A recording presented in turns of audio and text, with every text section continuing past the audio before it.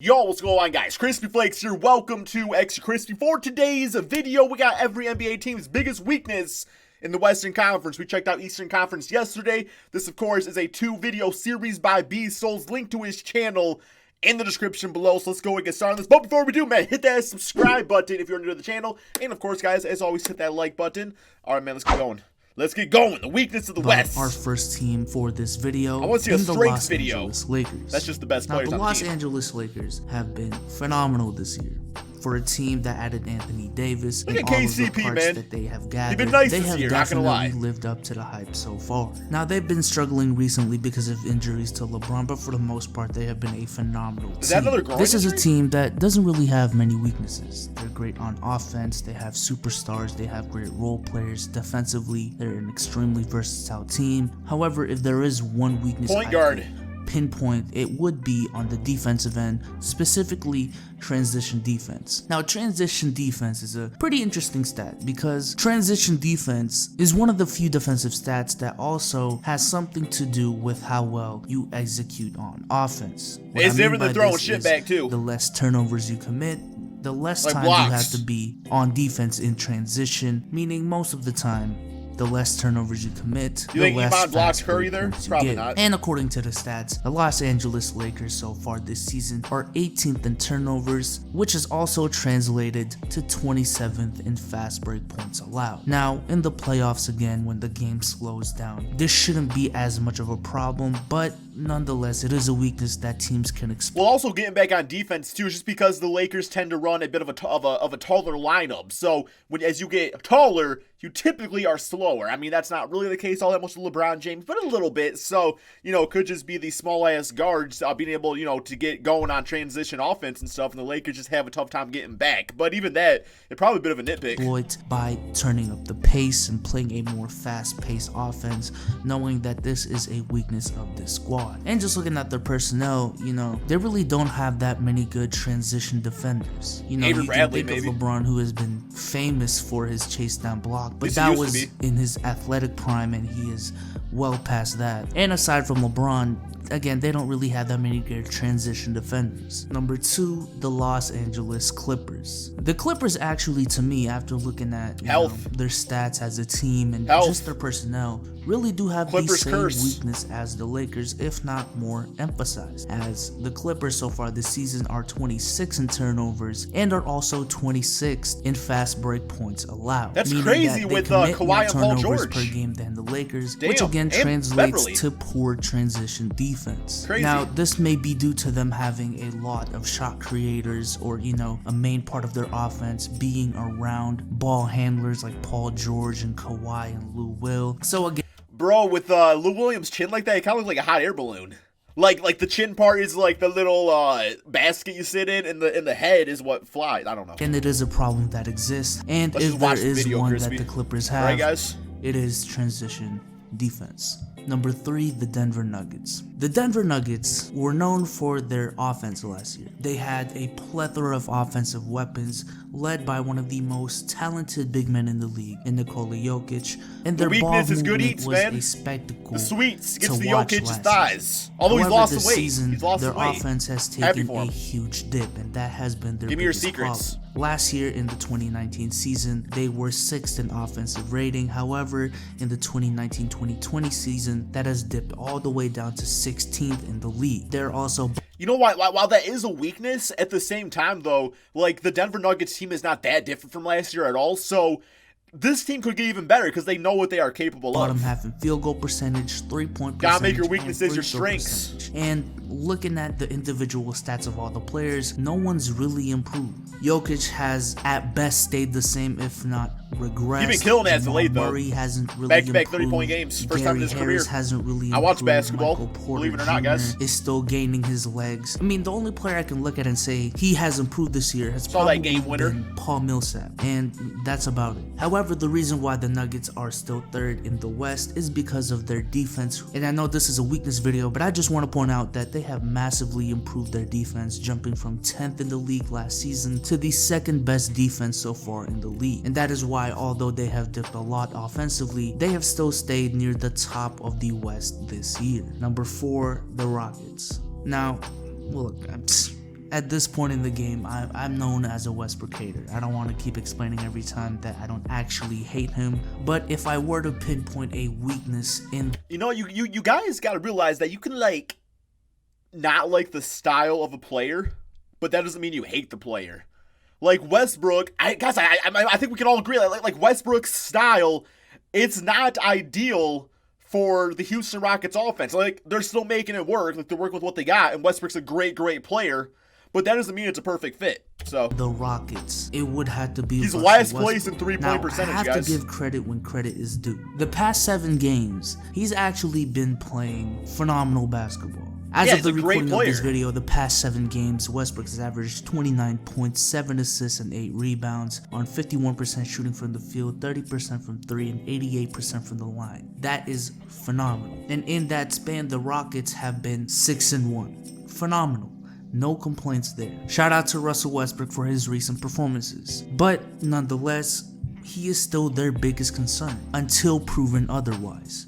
Because come playoff time, his inefficiency woes will still be a possibility, hence but hopefully James Harden can bail it out, you know? Careless turnovers or a abundance of turnovers. Thing about Russell Westbrook and James Harden is that when it comes to playoff time, you can always kind of count on like a game or two where they're just not playing their MVP style of basketball. But the hopes is that with these two guys playing together, that those games will not overlap each other at the same time. So hopefully when one guy is off, the other guy's cooking out there. So in that standpoint, you can look at it as a strength almost.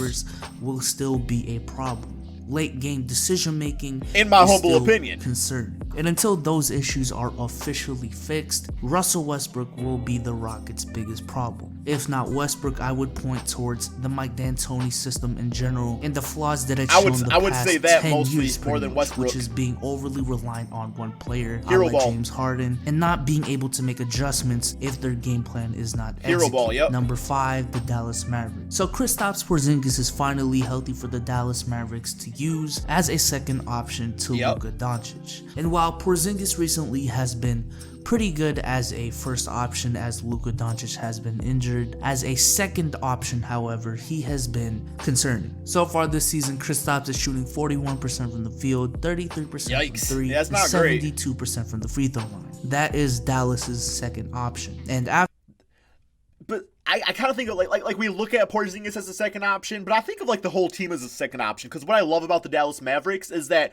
for one, obviously Luka carries the load, but everybody else just plays so hard to the extent where, like, if Kristaps can set his ego aside and be okay with not always having to be the second option, some games it's Seth Curry, some games it's, I don't know, man, Tim Hardaway Jr. doing his thing, then I think this team will be fine with that. After him, there is no real consistent shot creator. It reminds me actually of Now, Dirk, I'm not saying Dallas like carrying the Mavericks, trash, and everybody else around is just good. They actually have the #1 offense in the league so far, and have been playing relatively well without Luka as well. But Porzingis' play so far this season has been relatively disappointing, and it could be a concern moving forward. As we know that in today's league, relying on one star and one star only is not a viable option. Multiple stars are needed. And if Porzingis is supposed to be the Mavs' second star, then he has to perform better than how he's been performing so far. Number 6, the Utah Jazz. The Utah Jazz so far, I think they're actually having the 2019 Celtics problem, aka a case of too many shot creators. D-Mitch, Bojan, and Gobert, they've actually been playing pretty good. But coming into the season, we weren't just thinking of the Utah. The other night, man, had 35 points, 0 rebounds, 0 assists, 0 everything else. Not 0 shot attempts, but 35 points. Like, he had that Kobe stat line. Jazz offense is D-Mitch, Bojan, and Rudy Gobert. We were thinking of what they had last year, except for adding an all-star caliber point guard in Mike Conley, and Bojan Bogdanovic, and Jeff Green. They replaced defense with more offense. Season, it looks like D-Mitch, Bojan, and Gobert are the only ones that have been playing good offensively out of their supposed shot creator core. Mike Conley has been playing not too good.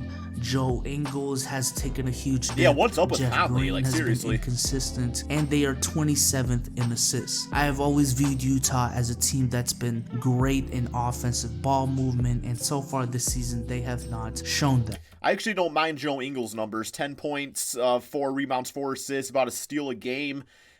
Still shooting 41% from 3. It looks like his shot attempts, at about 8 per game. That's not very many, so I'm kind of okay with that. So hopefully he's they playing don't more of a become role the player 2019 type of Celtics, thing. and hopefully they can find a balance between all of their shot creators. But right now, it is their biggest problem. Number 7, the Oklahoma City Thunder. The Thunder so far this season have been actually playing amazing, relatively speaking. Coming into the season, we were all... Their weakness is uncertainty. Like, they're playing with what they got, and they're playing great basketball, but still, it's got to be in all those players' back of their heads that they could possibly get traded. Jokes about the Thunder, how Dame and the Blazers ended their whole franchise, but as of the recording of this video, they didn't end the franchise. They ended that era of basketball, like that window they ended. But there's a new window, and it's looking pretty damn bright. The Thunder actually have a better record than the Blazers. We thought they were gonna be the worst team in the league or one of them, but no, they're actually in the playoff hunt so far,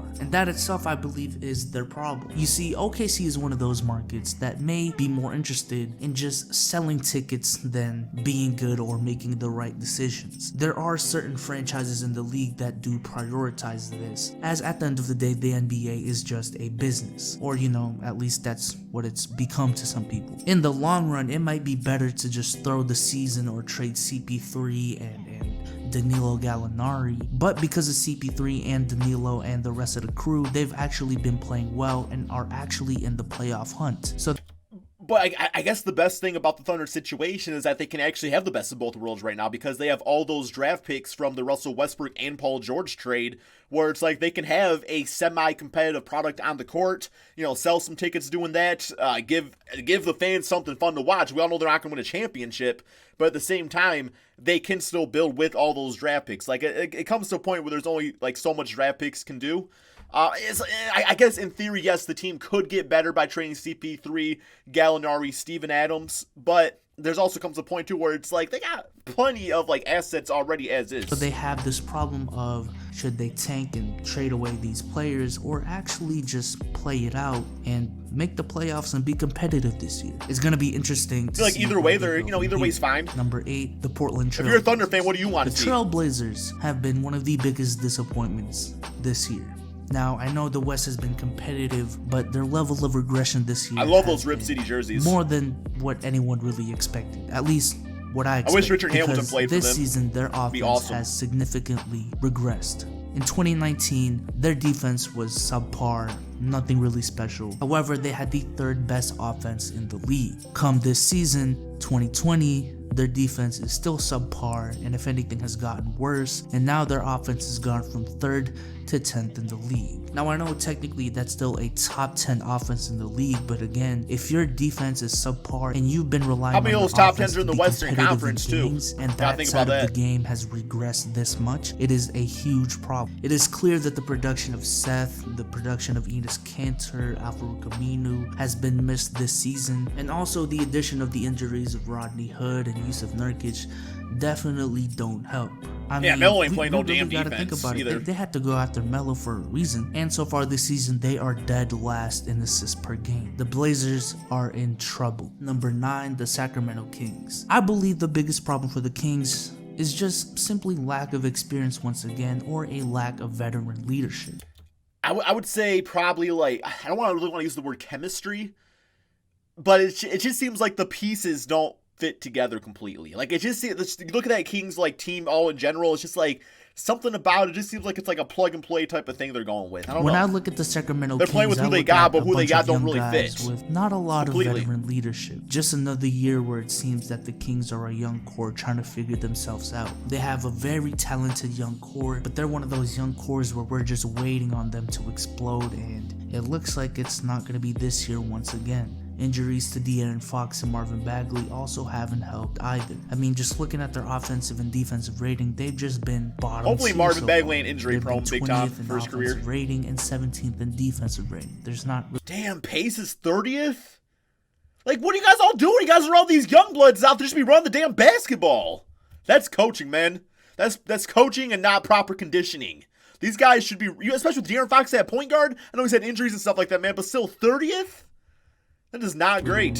Especially not great. This team, and the fact that they're just mediocre in offense and defense proves that they are still trying to find themselves. Number 10, the San Antonio Spurs. Look, Greg Popovich is a legendary coach. Many can argue that he is the greatest coach of all time. But Greg Popovich is the biggest problem that the Spurs have right now, as Greg Popovich has been reluctant to change his style of play and style of coaching. That has been the biggest crux of this team. Greg Popovich, it is 2020, 2019, whatever you want to call it. Three-point shooting is an essential part of the game. And I know a great basketball mind like you can see this trend. There is no reason why the Spurs should be. It's almost just like his love for the game of basketball throughout his coaching prime and stuff like that.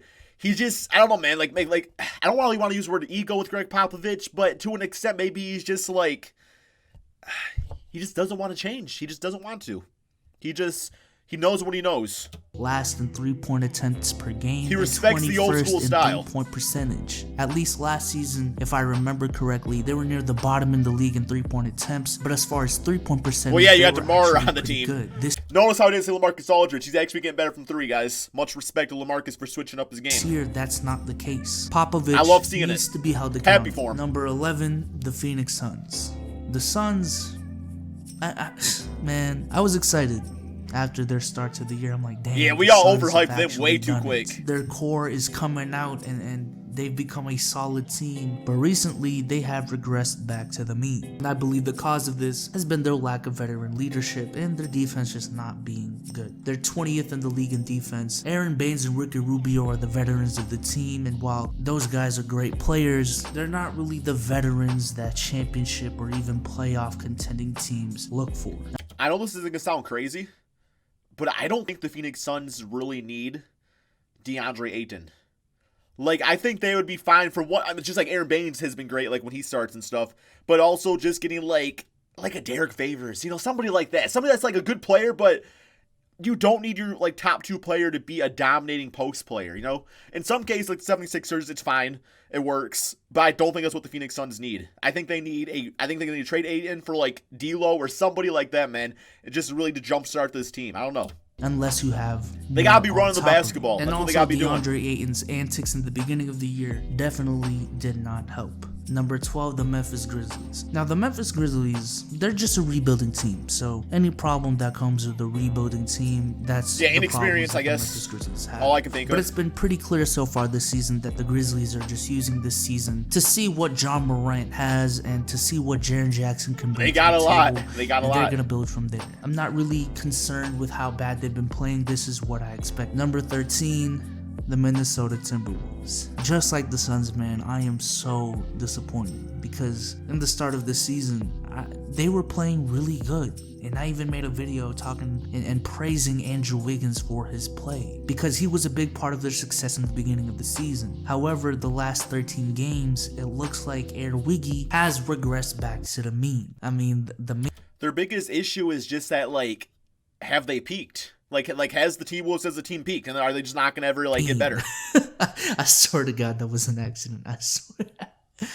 In the last 13 games, yes, he's been averaging 25 points per game. What was that joke? Sorry, guys. The mean. It looks like Air Wiggy has regressed back to the mean. I mean, the mean. I swear to God, that was an accident. I swear. In the last 13 games, yes, he's been averaging 25 points per game, but on 44, 33, 77 splits, and that's 44 points, 33 rebounds, 77 assists. That's not an improvement. And to go along with it, he's been averaging 3 assists per game and 5 rebounds per game, which is again nothing special. And after Andrew Wiggins, their offense is just mediocre again. They're just not a good team. They're 16th in the league in offense and 23rd in defense. Sad to say, but it looks like the Minnesota Timberwolves have not taken any steps forward this season.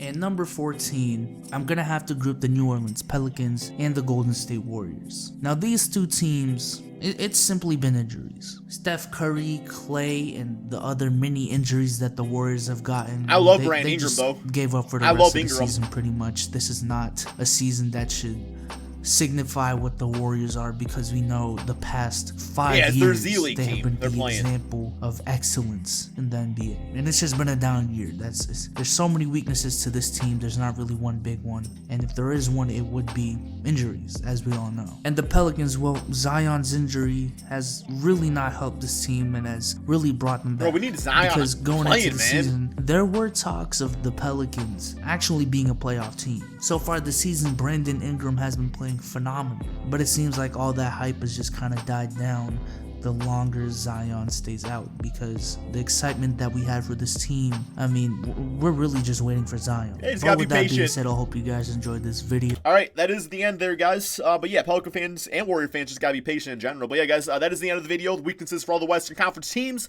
Let me know yours in the comment section below. And peace out, my friends. Long ass video today.